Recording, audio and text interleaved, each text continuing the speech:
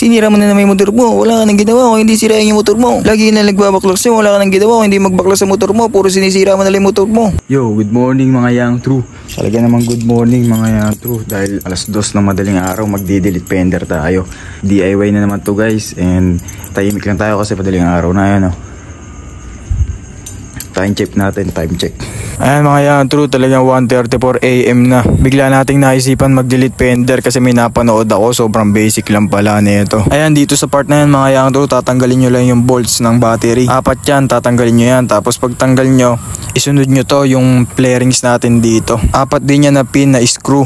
Madali lang tanggalin yan, i-ano nyo lang, flat screw. Tapos ayan, napaka basic lang, tanggalin nyo lang yung flarings na yan. Pag tanggal nyo na yan, makikita nyo, ayan, lumilitaw-litaw na yung mga bolts. Ayun yung kailangan yung tanggalin yung mga bolts na yun. Tapos dito mga Yang True, tatanggalin nyo lang yung battery. Tapos meron 10mm dyan na 2 bolts. Siyempre tanggalin nyo rin yun para matanggal talaga lahat, pati yung compartment. Then pagtapos nyo dyan, tanggalin nyo rin yung tank cover natin dyan. 2 screw lang din yan, sobrang basic lang yan mga Yang True. Tapos yung mga pinaggamitan nyo, siyempre itabi nyo yan para hindi kayo malito pagka di pa kayo sanay. Tapos ito naman yung body parts natin, yung body flarings natin. Tanggalin nyo rin yan, ayan.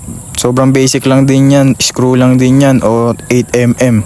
Kasi akin CNC na akin yan, kaya 8mm na yung pinangtanggal ko. Tapos dito sa part na yan, makikita nyo, angat nyo lang yung pala yung compartment na yan para makita nyo talaga yung mga bolts. Tapos eto, pag nakita nyo yung mga bolts na yun, tanggalin nyo yan. Ayun yung mga 10mm tsaka 8mm tapos screw. Hindi ko na pala na-videoan yun kasi mahirap mag-video eh. Basta sobrang basic lang yan, tatanggalin nyo lang yun, screw tapos 10mm tapos 8mm. Ayun lang mga kailangan tanggalin. Tapos magkasama na nga pala yung fender nyan. Ito na yung mismong fender ng ating motor. Ayan yung wirings nga pala sa loob nyan, tanggalin nyo lang din, plug and play lang naman yun. Unplug nyo lang din yung mga wirings na yun, mga signal light. Medyo madumi nga lang yung motor natin dyan pero sobrang solid nyan. Nakikita mo na talaga yung tindigan ng Aerox natin. Tapos dito time check natin 3:51. Pero nilinis ko pa kasi yung motor natin yan, kanina pa tayo tapos. Sobrang basic lang yan, wala pang 2 oras, 1 oras, tapos nyo na yan. Nakikita mo na may tindigan ng Aerox natin na yan kahit sobrang dumi pa. Di pa yan tapos, wala pang signal light yan, wala rin yan plaka. Pag nag-delete fender nga kayo, order muna kayo ng pan-tail tidy nyo. Marami naman nabibilan nun sa mga online dyan. Pero sa atin hindi pa tapos yan, pero tingnan nyo naman yung postura niya, par medyo maangas na. Kaya yun lang sa video na to, let's go! Always ride safe mga kamoting kahoy!